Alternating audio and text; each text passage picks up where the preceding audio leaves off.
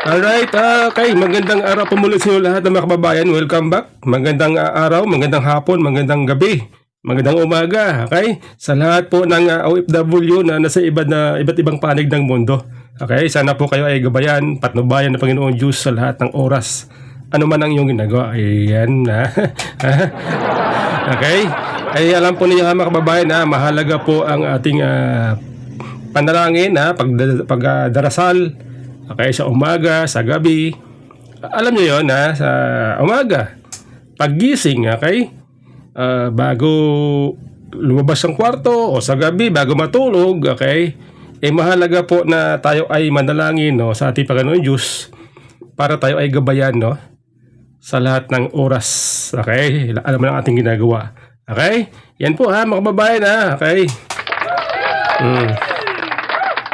So yun po ay alam po ninyo, sabi kasi sa mga balita, no, ay mga nababasa natin sa mga post na mga sa mainstream media, sa social media, ay sinasabi na sa November 14 daw po ay meron ng magbabalik daw po itong hearing ng Blue Ribbon Committee ng Senado patungkol doon sa flood control.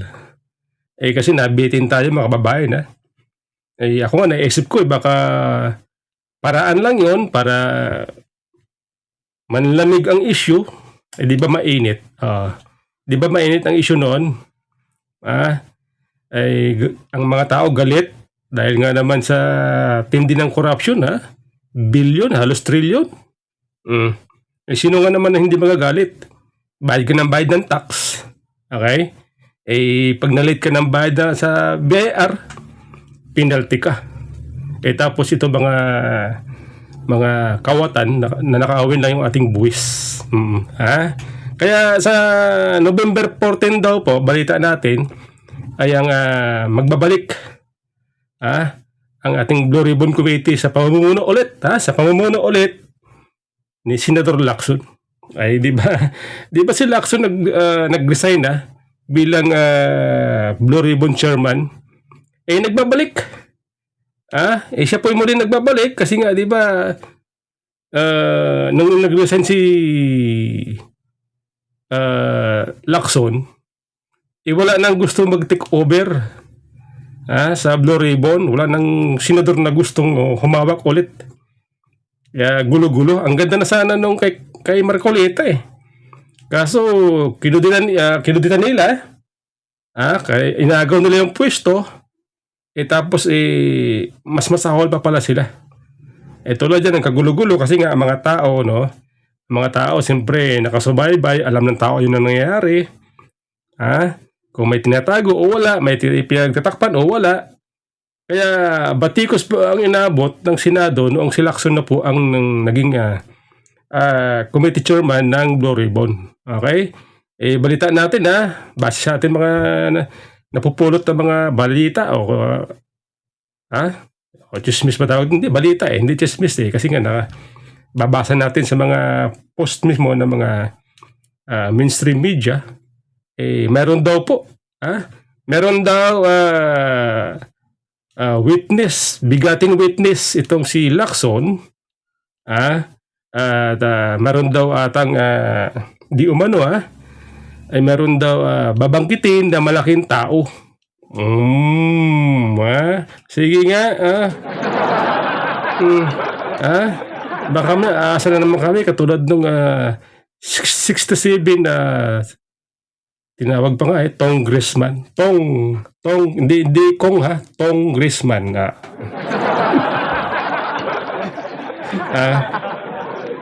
di ba doon sa privilege speech ni Senador Lacson, detalyado. Ang ganda na pagkagawa ng video, presentable. Okay? Inabangan natin yung 67 na Congressman kung tawagin ni Senador Lacson. Kaso doon sa hearing hindi naman nabanggit kung sino-sino ito mga 67 na Congressman. Kaya tinawag na Congressman kasi nga hindi. Mali. Contractors. contractors. Yung pala nadali mo, boy. Hindi congressman. Kasi yung mga congressman, nababasa ko sa social media, yung mga ating kababayan, tawag nila sa congressman, congressman. Pati tayo na papagaya. Ang tama po sa privilege speech ni Lacson ay contractors. Contractors. Okay. Ayan na po, nabitin tayo doon. Hindi naman nabanggit kung sino-sino yung mga congressman na yun. Sana itong sinasabi, balibalita di umano, na mayroong witness itong si Lacson at merong babanggitin na mga malalaking tao. Sino kaya yun? Malaking tao na yun. Sino kaya yun? Tanong ko lang. Hulaan ko kaya, no? Patsamba lang naman, patsamba. Patsamba. Okay, sino kaya? Kasi nabanggit na si Romualdez Nabanggit na si Saldico. Di ba si Romualdez binanggit na ni Gutisa na di umano ay dinideliveran ng mga mali-malitang pera doon sa kanyang bahay. Nabanggit na si Romualdez sino kaya yung malaking tao na yun? Sino kaya yun? Si BBM kaya? Tanong ko lang Tanong ko lang naman.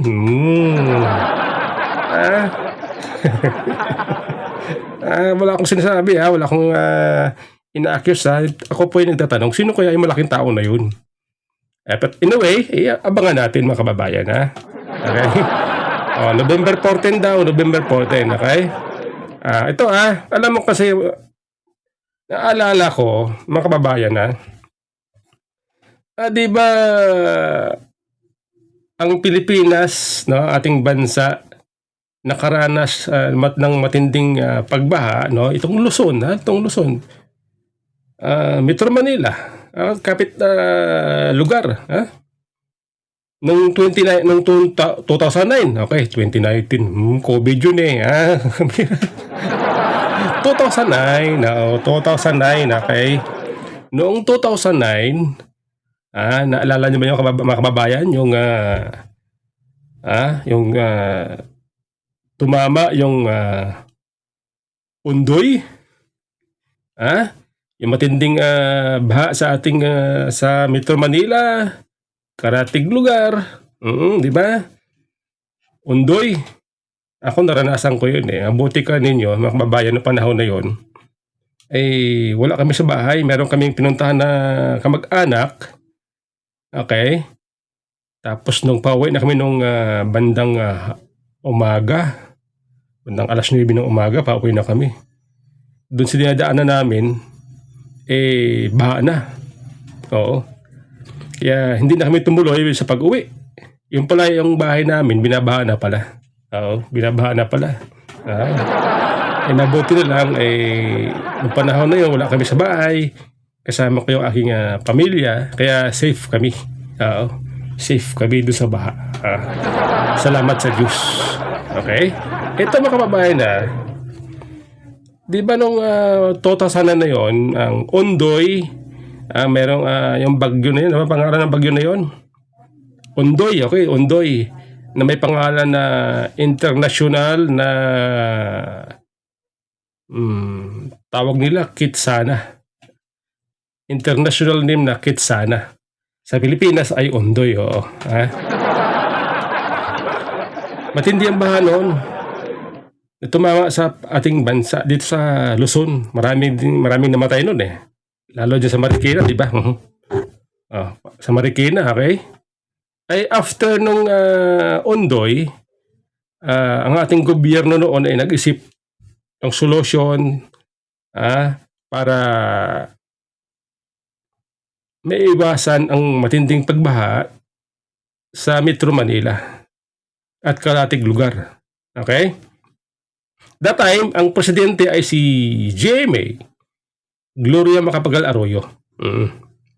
Naalala ko yun At binalikan ko ngayon para malaman natin kung ito bang mga issue sa pagbaha ay dahil lang ba sa corruption o may kinalaman din ang politika? Okay? Para malaman natin mga kababayan na hindi lang po corruption, kundi politika din ang dahilan kung bakit ang ating bansa ay binabaha. Okay? Ito noong 2009, okay, after noong Ondoy, ang gobyerno noon ang gobyernong Arroyo noon nag-isip ng solusyon para hindi muli makaranas ng pagkalalim-lalim na baha ang Metro Manila at ang karatig lugar. Okay? Kaya nagkonsulta noon ang gobyernong Arroyo sa eksperto. Okay? At ang kanilang kinonsulta noon ay ang isang eksperto sa urban planner na si Architect John Palafox. At dito po sa aking pagsusuri, Google ito, Google. Okay? Ang eksperto noon na kausap ng gobyerno at nagbigay ng advice sa ating gobyerno ay si John Palafox. At ang kanyang advice noon sa gobyerno ay i-dredge ang Laguna Lake. Okay? Ay dito mga kababayan 2009 ito okay. Basahin natin galing po ito sa Google hindi ko ito gawa-gawa mga kababayan Sabi dito 2009, the Philippine government under President Arroyo Macapagal Arroyo Gloria Macapagal Arroyo approved a plan to build spillway connecting Laguna de Bay and Manila Bay to mitigate flooding, while his major infrastructure projects known as Parañaque Spillway Projects was announced. A 2009 firm specially detailing plan to dredge the Estero de Parañaque. Okay? So, ibig sabihin ng 2009, hindi lang pala Laguna Lake ang planong i-dredge, pati yung Estero de Parañaque. Okay? Okay, ito. Basahin natin. Tuloy natin,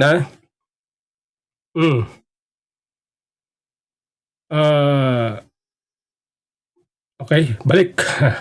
Nawala ako, nawala.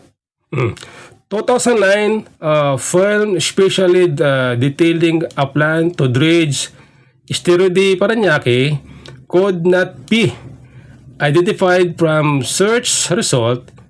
The request seems to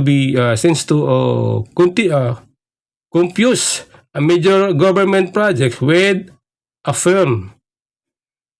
Here what's happened regarding the government 2000 flood control plans approval of spillway. The following massive flooding from tropical storm Ondoy, President Arroyo approved the construction of a new spillway to elevate flooding in Metro Manila and surrounding areas. So, ayun, naprobahan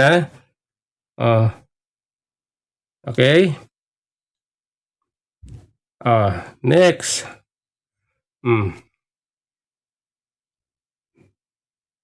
Sabi nga dito ulitin natin dito po kasi nakalagay ano ba yan?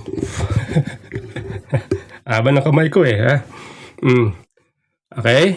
Ito po nakalagay sa Google mismo nakalagay si John Palafox ang nag-advise sa gobyerno Okay? Architect John Palafox advised then President Arroyo to dredge Laguna Lake as part of a comprehensive plan to address flooding in Metro Manila. Palafox proposed dredging the lake and building Parañaque Spillway to manage floodwaters, an idea he had been advocating for years. 4 years. Hindi 4 na taon 4. Okay? As part of a broader plan, Palafox presented his proposal to Arroyo as comprehensive solution which include not only dredging the Laguna Lake but also building a Parañaque Spillway to divert flood waters. So ayan na. Okay? Addressing flooding, Palafox urged that dredging was necessary first step to increase the lake water hold the capacity which was being reduced by sedimentation and garbage. Okay, so yan na. So, nagkaroon po ng kontrata that time.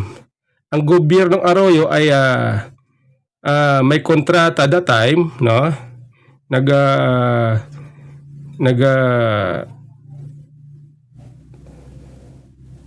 Hanap ng isang kumpanya, no, na pwedeng mag-dredge sa Laguna Lake.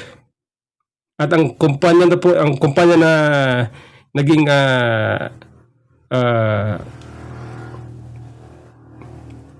kinuha ng gobyerno that time ay ang kumpanya na taga ano ba ito, ha?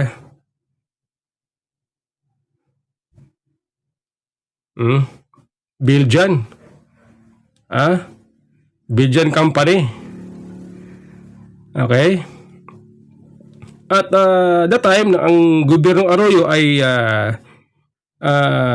may nabuong kontrata sa Belgian company. Okay? May kontrata noon ang gobyernong Arroyo, ang gobyernong Pilipinas sa Belgian company na nagkakahalaga ng 18.7 billion. Base po dito, ha. Ito hindi ko to gawa-gawa, ha. 18.7 billion ang kontrata noon sa Laguna Lake para i-dredge. Okay?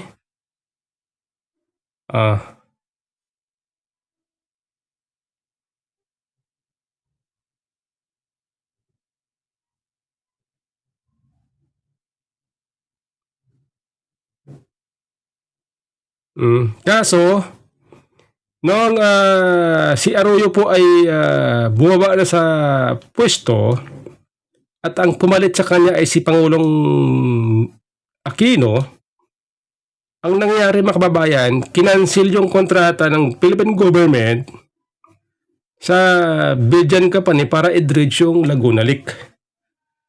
Ang dahilan daw ay corrupt at midnight deal. Yung kontrata daw ay midnight deal. So kinansel ng Aquino administration ang kontrata. Oo.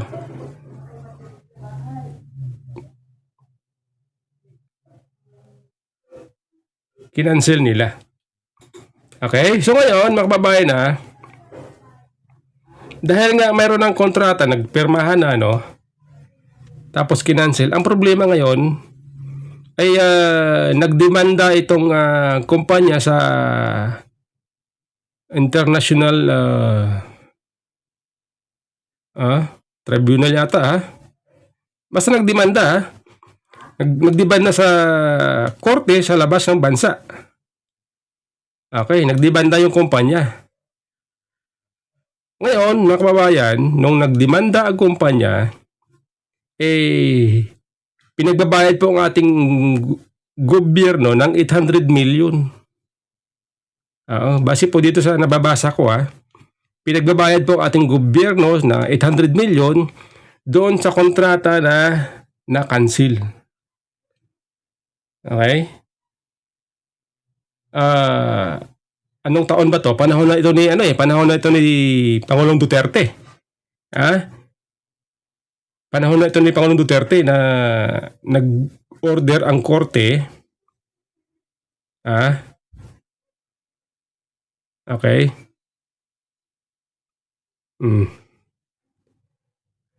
Na bayaran ang kumpanya ng 800 million. Okay? Ngayon, 2020 pala ito, 2020. Nagbaba ng order ang korte sa ibang bansa na magbayad ang gobyernong Pilipinas ng 800 million doon sa Belgian company dahil doon sa kontrata na na-cancel, kinancel ng Aquino administrasyon para i-dredge yung Laguna Lake. Okay? Doon sa 800 million na supposed to be babayaran ng gobyerno natin sa kumpanya ng Belgian company, ay ang ating gobyerno noon ay nagpag-negotiate, no? At ang nangyari, no, binabaan, pumayag ang kumpanya na ibaba na lang sa 500 plus million ang ibabayad ng Pilipinas. Okay? Mabuti pumayag. Ang problema dito mga kababayan ay dahil sa mga maling desisyon, dahil sa politika, ay ganito ngayon ang ating bansa, nagsasuffer ang ating bansa, ang ating mga kababayan sa baha. Dahil sa politika, ang ating bansa, ang ating mga kababayan ay nagsasuffer ngayon. Hindi lang corruption ang dahilan kung bakit ang ating bansa ay binabaha, ating mga kababayan ay nagsasuffer sa baha. Hindi lang corruption. Dahil din sa politika. Ibiruin nyo na yun Kung natuloy halimbawa ang pag-dredge ng Laguna Lake, siyempre, yung burak, siyempre, ang burak, tatanggalin. Tatanggalin doon sa ilog. Pag tinanggal yung burak, siyempre yung tubig nun, hindi siya aapaw kapag may, halimbawa, may ulan, hindi siya aapaw. So, may iwasan ngayon yung pagbabaha sa mga iba't ibang lugar dahil yung Laguna Lake ay na-dredge. Diba? Pati nga yung sinasabi dito na yung Parañaque Spillway, hindi rin natuloy. Wala rin. So, sayang ang effort ng gobyerno noon, noong 2009, na solusyonan sana yung mga pagbaha sa Pilipinas. Dahil sa politika, sa maraming politika, yung mga proyekto mga ganda sana, napopornada dahil sa maraming politika. Di ba? Sayang Kinancel dahil daw may corruption. Ang problema, nung kinancel, wala naman sila na ipakulong na tao na corrupt doon sa kontrata na yun. Wala naman ipakulong kung sino yung sinasabi nila na tao dahil may corruption, siyempre may tao nangurap. May corruption daw Ibig sabihin may tao. May involved na tao na nakinabang sa kontrata. Kaya sinasabi nila na dahil sa corruption, midnight deal, kinancel ang kontrata. Wala naman nakulong. Si GMA, nung bumaba sa pwesto, hindi naman sa nakulong dahil doon sa issue na yon. Nakulong siya dahil sa mga, politika, basta hindi yung dahilan kung bakit nakulong si GMA. Diba? Kinansel ang kontrata dahil sa may corruption daw, wala naman nakulong.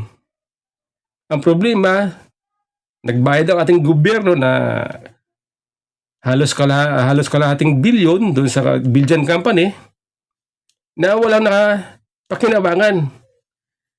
Walang nangyari. Kaya i-search nyo mga kababayan, i-search nyo, makikita nyo sa Google. Makita nyo sa Google. Diba? Nagbayad ng gobyerno, wala naman na ipakulong na kurakot, binaha pa tayo. Dahil sa marubing politika. Hmm. Di ba? Dahil sa politika. Di ba? Sayang. Kaya, mga kababayan, kaya ako nasabi na ang problema natin sa pagbabaha ngayon sa Pilipinas, hindi lang po dahil sa corruption, kundi dahil din sa politika. Maraming politika. Kasi nga, siyempre, yung panahon na yon, yung proyekto din, hindi naman yung kay Presidente Aquino, kay Gloria yon, di ba galit noon si President Aquino kay GMA? Pati yung kanya mga kaalyado noon, galit na galit kay GMA. Di ba? Pati nga itong yung train, yung PNR, di ba nung panahon ni GMA, inayos yung mga nakatira doon sa tabing release, yung mga informal settler doon na nakatira, pinagtatanggal yun ng gobyerno para ayusin yung train. Nung pumalit na yung gobyerno ng Aquino, wala na. Hindi na natuloy yung kontrata. Dahil yan sa maraming politika. Kaya, ang ating bansa, mga kababayan, kapag nangibabaw ang politika, ang kawawa, ang tao, ang bansa. Di ba? Yung sinasabi ko Hindi lang po corruption ang problema sa ating bansa. Dahil din sa politika. Ito pa ito pa ang apektado dyan, mga kababayan. Dahil po ang ating bansa ay pumirma ng kontrata sa ibang bansa at kinansil, ang resulta noon, ang epekto noon, nagkakaroon po ng bad record ang ating bansa sa ibang kumpanya, sa foreign company, foreign investor. Kasi nga sa mga maruming politika, nagiging pangit ang imahe natin sa mga foreign investor, mga kababayan, dahil sa maruming politika. Di ba? See? Yan po Kaya, mga kababayan dapat po tayo matuto, no? Dapat po tayo matuto, no? Na pag tayo po pumili ng ating iluluklok sa gobyerno, sa pwesto, tingnan natin itong mga tao, no, na nag-a-apply sa atin, ng mga politiko na nangangako sa atin na magandang buhay. Tingnan ninyo kung ano siya klaseng politiko. Okay? Kung itong politiko ba ito ay mas marami siya, mas kilala siya. Kilala siya sa maruming politika. Kilala sa propaganda. Okay? Dahil pag ganun po ang isang politiko, wala. Yung mga proyekto na mga magaganda na hindi naman kanya, proyekto ng ibang nagdaang administrasyon, halimbawa, dahil hindi naman kanya, hindi niya itutuloy. Tulad ng nangyari niyan. Tulad ng mga proyekto noon na naiwan sa panahon ni Jamie at ang nagmana si Presidente Aquino, ang problema kinancel dahil sa politika. Yan po aking sinasabi. Yan po ibig ko sabihin. Na tingnan ninyo ang politiko na kasi malapit na naman eleksyon 2028. Di ba? Ngayon pa lang nakita na natin. Matindi na ang propaganda. Siraan dito, siraan doon. Di ba? Kaya ako po natuto na doon sa panahon na yun, natuto na ako, mga kababayan. Ngayon, kapag po ang isang politiko ay matindi kong manira sa kanyang kapwa, sa kanyang kalaban na tumatakbo rin, pag isipan ninyo, mga kababayan, kung itong politiko na ito ay Karapat-dapat ba o hindi? Okay? Katulad yan, no? Yung kontrata sayang. Wala naman na ipakulong, nakurap. Ang masakit, nagbayad po ating gobyerno ng halos kalahating bilyon. Oh, wala pa kinabang. Walang napakinabangan. Oh, di ba? Yun eh. Ito mga kababayan, na i-search nyo sa Google, makikita ninyo. Yan po, public record eh. Sa Google, oh. Oh. Sa Google, nakikita ko. O, 2020 pa na, nagbayad ang ating gobyerno, 576 million na lang. Mula doon sa 800 million na order ng international tribunal, ito po, January 17. Ruling. Okay? Mula sa 800, dahil sa negosasyon ng gobyerno na ibaba sa 576 million na lang ang binayad ng ating gobyerno noong 2020. Di ba? Kita nyo yung epekto. Mula kay GMA, hanggang kay Aquino, at ang sumalo, si Duterte. Di ba? Mali eh. Kaya doon mga kababayan na natuto na ako, buti na alala ko to naisip ko to kasi nga, dapat nating malaman, maintindihan na hindi lang po corruption ang nagpapahirap sa atin, pati din po sa politika. Dahil din po sa politika. Kaya tayo nagsasuffer mga kababayan. Okay? Kaya sana sa darating na eleksyon, matuto sana tayo. Okay? Matuto sana tayo mga kababayan. Hindi porket ayaw natin sa taong ito, ayaw natin. Pero, doon sa tao na ayaw natin, siya pala ang may magandang plano, may magandang record na pamunuan ng bansa.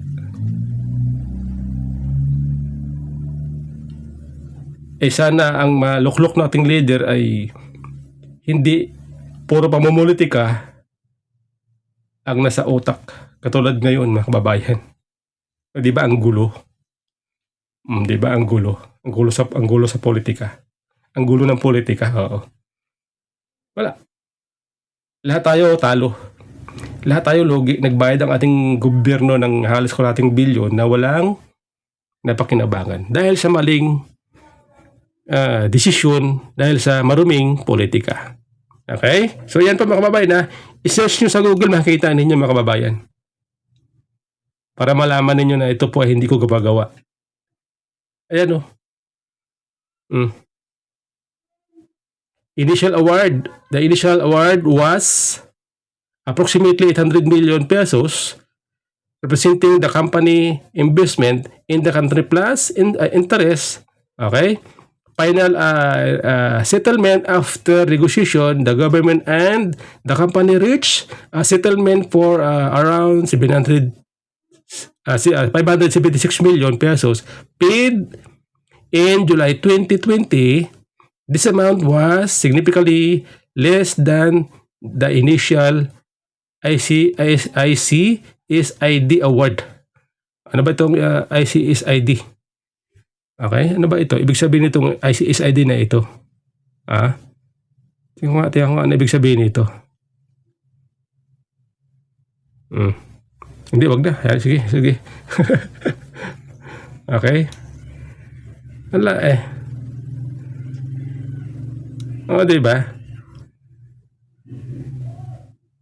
So yan po mga kababayan Maraming salamat po sa inyong pag-subaybay. Sana po baka po pwede pakisubscribe ang ating channel para naman po lumago naman po itong ating mamunting channel mga kababayan. Tulong yun na po sa ating maliit na channel. Nagsisimula pa lang na YouTube channel at Facebook page. Okay? YouTube channel Bistado, Facebook page Kuya Noy. Ayun, maraming salamat. Okay.